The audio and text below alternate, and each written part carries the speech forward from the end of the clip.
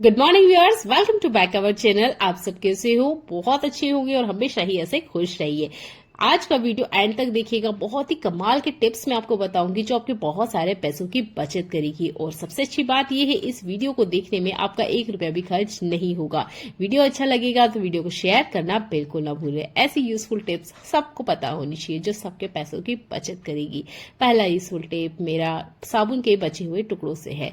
देखिए, साबुन यूज होने के बाद में अक्सर ना इस तरह के छोटे छोटे टुकड़े बच जाते हैं। आप इसका कैसे यूज करते हैं, चलिए एक यूज मैं आपको बताती हूँ जो आपके बहुत ज्यादा काम आएगा। तो आपने ना इस तरीके के छोटे छोटे टुकड़ों को संभाल के रखना है। मेरे पास यहाँ पे ना 3-4 छोटे छोटे टुकड़े हैं। एल्यूमिनियम फॉयल पेपर का छोटा सा टुकड़ा ले लीजिएगा। अगर आप एल्यूमिनियम फॉयल पेपर नहीं यूज करते हैं तो नॉर्मल जो न्यूज पेपर है उसका भी यूज कर सकते हैं। इसके अंदर ना अच्छे से आप इस साबुन को कवर कर दीजिएगा या इस तरीके से छोटी छोटी बॉल्स बना लीजिएगा। अब इस बॉल्स में ना हमें छोटे छोटे छेद करना है और आज मैं कहूंगी आपको इसे ऐसी जगह रखना है जहां आपके बहुत सारे पैसों की बचत होगी। तो देखिए, इस तरह की बॉल्स बनाने के बाद ना इसमें छोटे छोटे छेद करना बहुत जरूरी है ताकि इसमें से जो साबुन की गुड स्मेल है वो आती रहे। तो अभी चल रहा है मानसून का मौसम और इस मौसम में ना घर का शायद ही ऐसा कोई कोना होगा जहां से बैड स्मेल नहीं आएगी। अगर आप वहां पे क्लीनिंग करते हैं उसके बाद भी ना हल्की सी एक सीलन वाली स्मेल आती है, उसमें से एक चीज होती है, ये है हमारे बच्चों के या हमारे जूते। अब देखिए, डेली लाइफ में तो ये यूज होते नहीं है, स्पेशल जो छोटे बच्चे हैं वो भी ना स्कूल जा रहे हैं तो ये जो घर वाले जूते होते हैं इनका यूज नहीं होता है। तो ये मेरा बेटे का जूता है, वो भी 3 साल का ही है। तो अब ये जूते ना यूज में नहीं आते हैं। दिन भर में एक बार यूज किया तो ठीक, नहीं तो 2-2 3-3 दिन में भी यूज नहीं आते, जिसकी वजह से ना इसमें रखे रखे ही एक फंगस वाली स्मेल आने लग जाती है। तो जो जूते अभी फिलहाल में आप यूज नहीं कर रहे ना, उन जूतों में और घर के कोने में आप इन बॉल्स को रख सकते हैं। अगला यूजफुल हैक मेरा एक्सपायरी दवाई से जुड़ा हुआ है। जब हम ठीक हो जाते हैं तो दवाई वगैरह का यूज नहीं करते और काफी सारी दवाइयां हमारे घर में बच जाती है। अब आप क्या इसका यूज करते हैं, चलिए एक यूज मैं आपको बताती हूँ जो आपके इस मानसून के सीजन में बहुत ज्यादा काम आएगा। तो यहाँ पर कुछ टैबलेट है, मैं 2 ही गोलियां ले रही हूँ क्योंकि मुझे अभी फिलहाल में इतनी ही जरूरत है।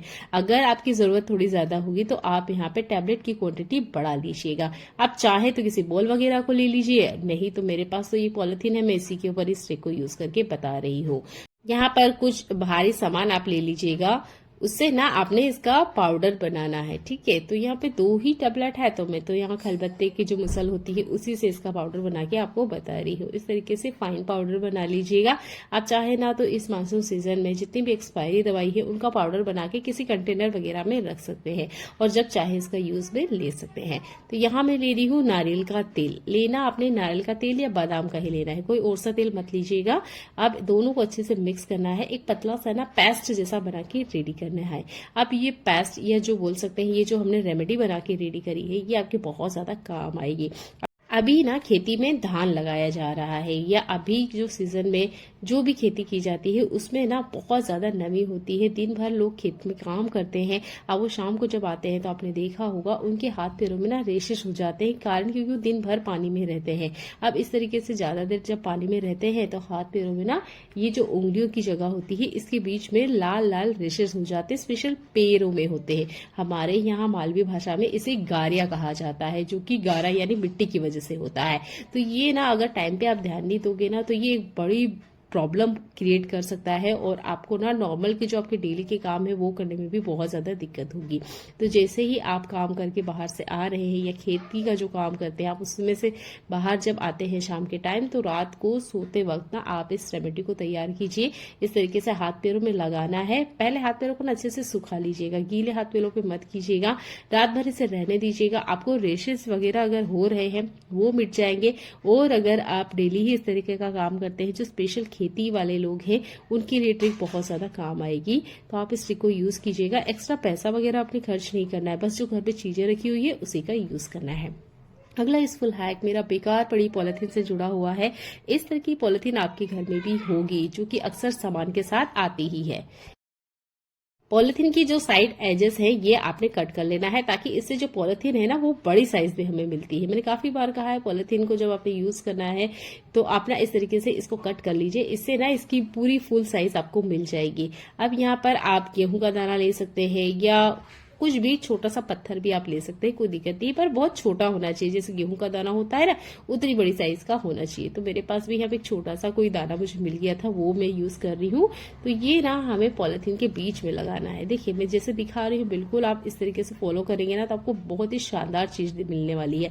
तो इस तरीके से इसका कॉर्नर हमें पकड़ लेना है, या इसका जो सेंटर है वो हमें पकड़ लेना है, और सीजर से ना कुछ इस तरीके से कट कर लेना है। ये देखिए मैं दिखा रही हूँ जैसे आपको, बिल्कुल इसी तरीके से।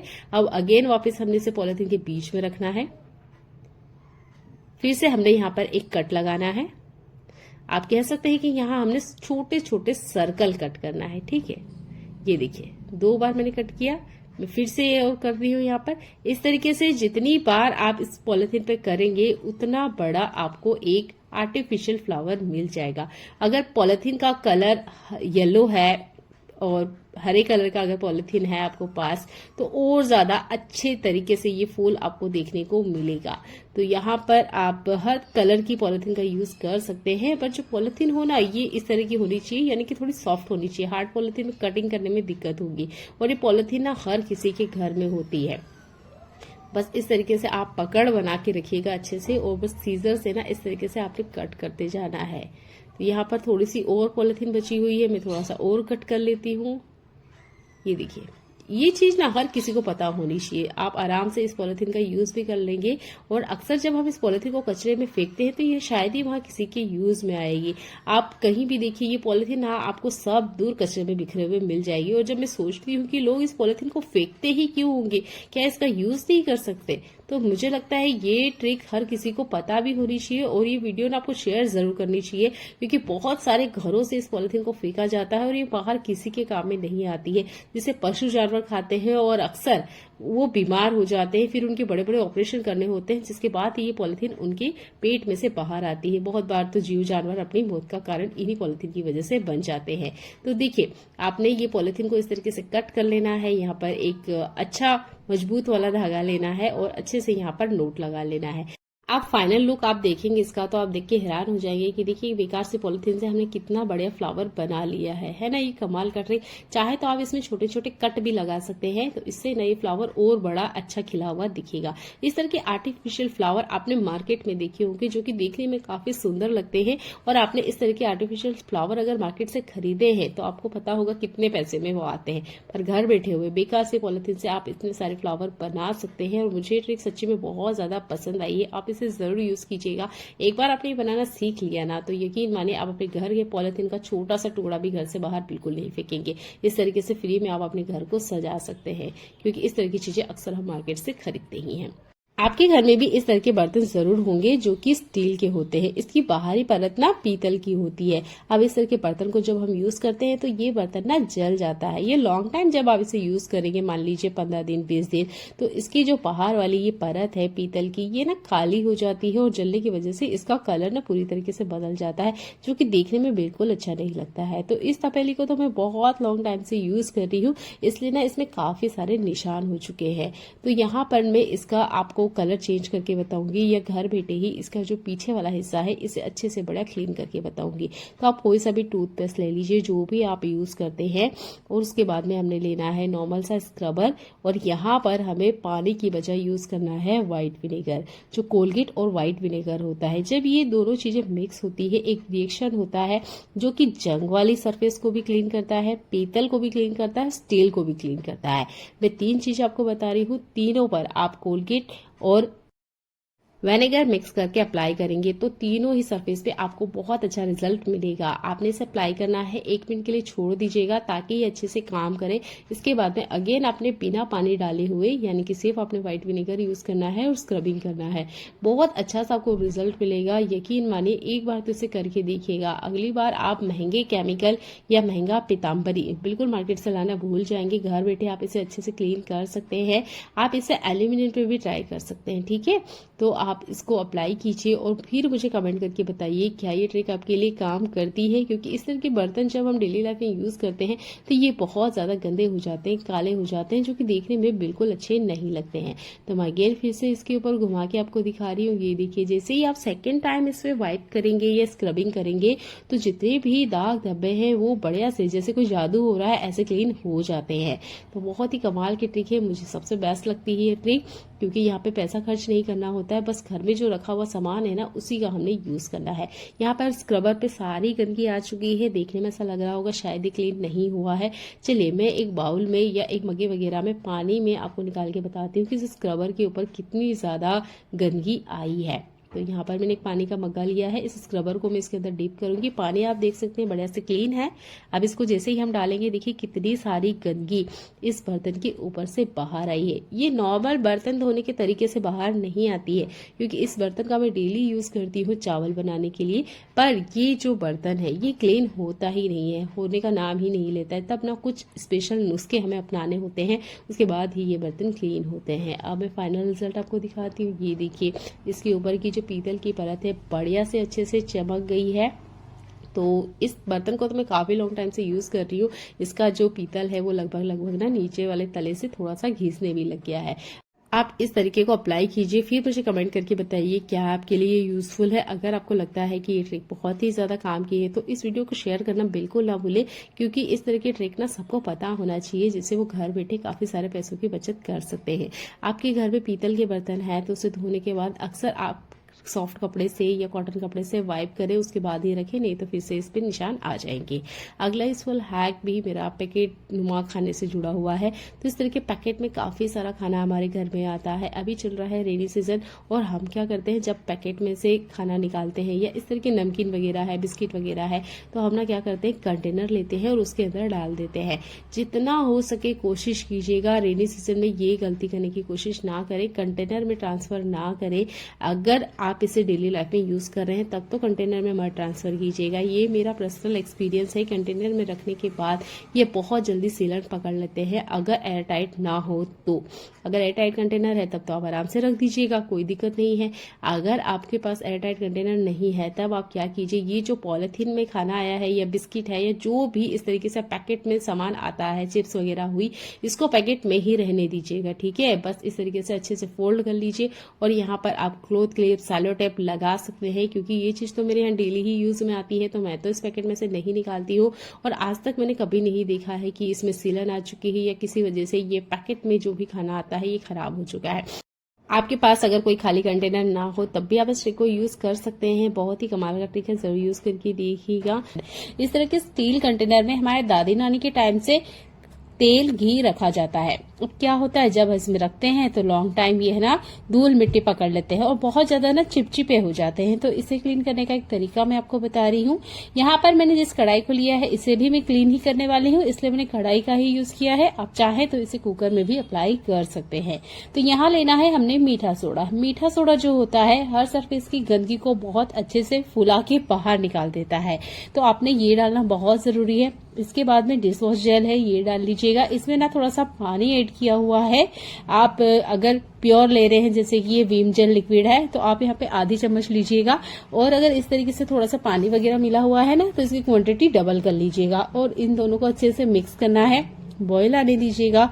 और ऐसे बर्तन जो कि नॉर्मल साफ करने के तरीके से क्लीन नहीं हो रहे हैं वो आपने इसके अंदर डीप कर देना है। उनमें से एक बर्तन और है, ये होती है स्टील की छलनी। ये चाय की छलनी, जब हम इसे भी इस्तेमाल करते रहते हैं तो इसमें जंग वाले निशाने आ जाते हैं। दूसरा, इसमें बहुत छोटे पार्टिकल ना छलनी के अंदर अटक जाते हैं जो कि नॉर्मल बर्तन धोने के तरीके से बाहर नहीं आते हैं, तो इन्हें डीप क्लीन की जरूरत होती है। अगर आप इसे ठीक से क्लीन नहीं करेंगे तो ये बहुत जल्दी खराब हो जाते हैं, जो हमारी हेल्थ के लिए नुकसानदेह होते हैं। तो आपने इस सॉल्यूशन में इन्हें डीप कर देना है। एक बार बॉयल आने दीजिएगा, उसके बाद में मीडियम फ्लेम पर कम से कम 5 मिनट का आप टाइम जरूर दीजिएगा और इन्हें अच्छे से इसके अंदर रहने दीजिएगा। जब ये बढ़िया से रूम टेम्परेचर पर आ जाएगा तब आप निकाल लीजिएगा। तो यहाँ पर एक तेल का बर्तन भी है और एक है छलनी। अगर इस तरह का और कोई बर्तन है तो वो आप इसके अंदर बिल्कुल डिप कर सकते हैं। आप यहाँ पर बिल्कुल इस तरीके को स्टील, एल्यूमिनियम, पीतल कांसा के बर्तनों पे अप्लाई कर सकते हैं। यहाँ एक और मेरे पास दिया है, ये भी लगभग खराब हो चुका है, काफी ज्यादा चिपचिपा है, तो इसको भी मैं डिप कर दे रही हूँ। जब ये अच्छे से रूम टेम्परेचर पे आ जाएंगे तब मैं आपको इसको क्लीन करने का तरीका बताऊंगी। तो कोई सा पुराना टूथब्रश ले लीजिएगा। अगर आपके पास स्टील वाला है तब तो बहुत अच्छी बढ़िया बात है, एक ही बार में अच्छे से क्लीन हो जाएंगे। मेरे पास ये नॉर्मल टूथब्रश है, तो देखिए सारी की सारी गंदगी ना टूथब्रश के ऊपर आ गई है। अब यहाँ ना आपको मेहनत बिल्कुल नहीं जाने वाली है। अगर आपको ऐसा लगता है कि हमें बहुत ज्यादा स्क्रबिंग करनी पड़ेगी, बिल्कुल नहीं। ब्रश का इसलिए यूज किया है क्योंकि इनकी डिजाइनिंग कुछ इस तरीके से होती है कि इसके अंदर ना काफी सारी धूल मिट्टी बैठ जाती है। अब ये छोटा सा जो मेरे पास बर्तन है, देखिए ये अंदर तक बहुत अच्छे से क्लीन हो चुके हैं। इसके आसपास जितनी भी गंदगी है ये भी आसानी से क्लीन हो चुकी है। तो इस तरीके को जरूर अपनाइए और इस तरीके के जो छोटे बर्तन है जिसको क्लीनिंग करने में दिक्कत होती है वो भी बड़ी आसानी से क्लीन हो जाएंगे। चलनियाँ तो हमारे घर में होती है तो इनको तो क्लीन करना बनता ही है। तो उम्मीद करती हूँ ये ट्रिक आपको पसंद आया होगा। अगर आपको ये ट्रिक पसंद आता है तो चैनल को लाइक और शेयर कर दीजिएगा। वीडियो को शेयर करना बिल्कुल ना भूलें, क्योंकि ये ट्रिक ना हर किसी को पता होना चाहिए कि वो घर बैठे ही इन्हें अच्छे से क्लीन कर सकते हैं। चलिए देख लेते हैं एक और अगला यूजफुल ट्रिक।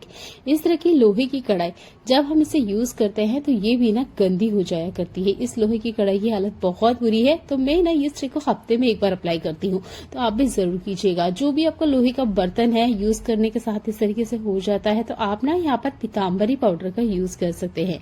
पीताम्बरी पाउडर का यूज ज्यादातर हम पीतल और कांसा के बर्तन को क्लीन करने के लिए ही करते हैं, पर इससे ना आप लोहे को भी बहुत अच्छे से चमका सकते हैं। बस आपने स्क्रबर लेना है, ये केमिकल होता है तो थोड़ा सा टाइम लगेगा यहाँ पे। जैसे कि आप थोड़ा सा अप्लाई कर दीजिए, 3 से 4 मिनट के लिए छोड़ दीजिएगा ताकि इसकी परत ढीली हो जाए और फिर आप थोड़ा सा स्क्रबिंग करेंगे। आप देखेंगे बहुत अच्छे से क्लीन हो जाता है। चलिए थोड़ा सा पानी डाल के हम आपको दिखाते हैं। तो देखिए कितना जंग इसके ऊपर लग चुका था, कितनी बुरी इस कढ़ाई की हालत थी और अच्छी से ना चमाचम चमक गई है। तो मैंने यहाँ ज्यादा स्क्रबिंग नहीं की है। अगर आप और थोड़ी सी स्क्रबिंग करेंगे ना तो इसके हैंडल पे जो गंदगी है ये भी बहुत आसानी से निकल जाएगी।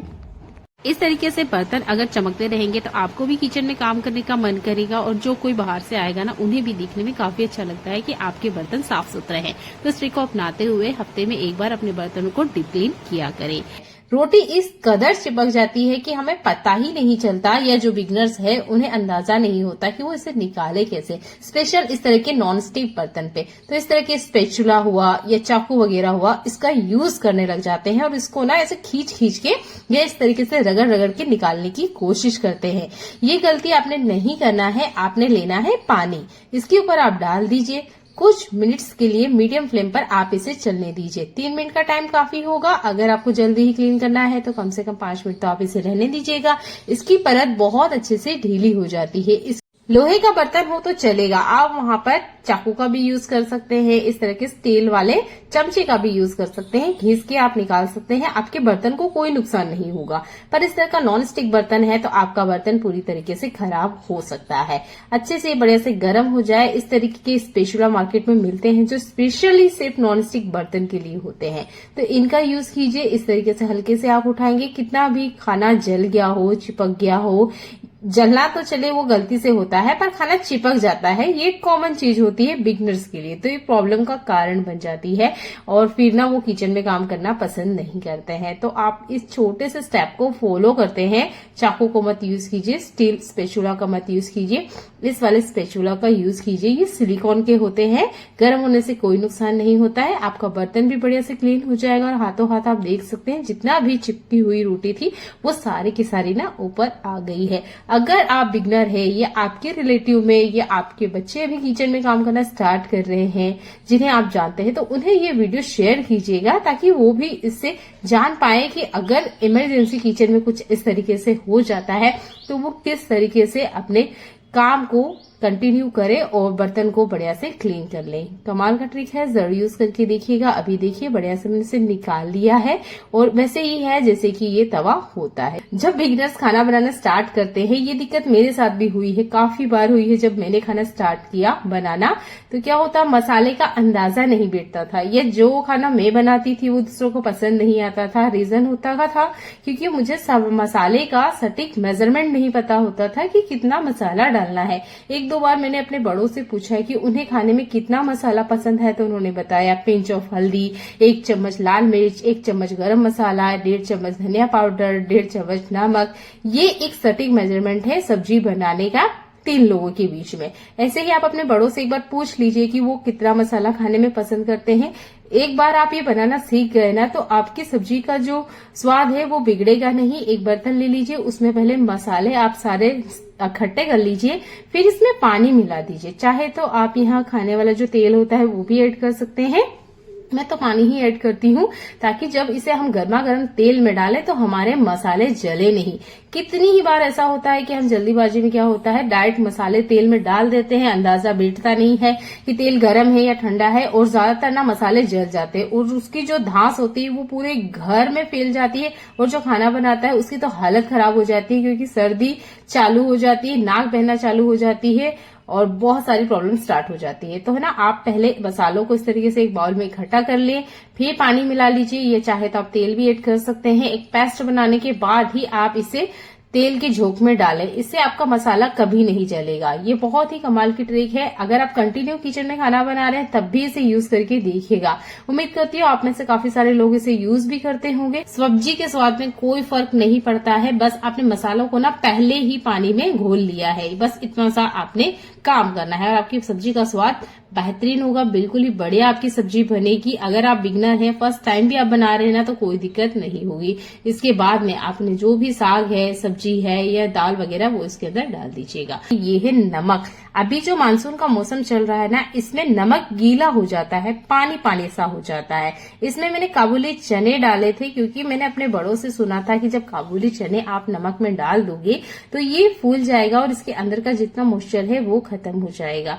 तो देखिए, यहाँ पर नमक का मॉइस्चर बिल्कुल खत्म नहीं हुआ है, तो इस ट्रिक को आप यूज मत कीजिएगा, आप नए तरीके को अपनाइए। रोटी बन जाने के बाद हमारा तवा अक्सर गर्म रहता है, इस गर्म तवे पर आप नमक को डाल दीजिए। अगर आपने एक बार तवे को प्रीहीट कर लिया, उसके बाद में आपने गैस को कंटिन्यू नहीं चालू रखना है, गैस को बंद कर देना है, क्योंकि इतनी ही गर्माहट हमें इस नमक को सुखाने के लिए चाहिए। अगर आप ज्यादा गर्म करोगे तो नमक का कलर चेंज हो जाएगा। ठीक है, तवे को प्रीहीट कर लीजिए, उसके बाद में गैस बंद कर दीजिएगा। 5 मिनट बाद आप देखिएगा ये नमक वापस वैसे ही हो जाएगा जैसा कि हम मार्केट से लेकर आते हैं। इसके अंदर जितनी नमी है सारी की सारी खत्म हो जाएगी। उम्मीद करती हूँ आज बिगनर्स के लिए ये टिप्स बहुत ज्यादा काम आएगी। कोई बिगनर है, अभी भी खाना बनाना किचन में स्टार्ट किया है, तो उन्हें ये वीडियो शेयर कीजिएगा। देखने के लिए धन्यवाद।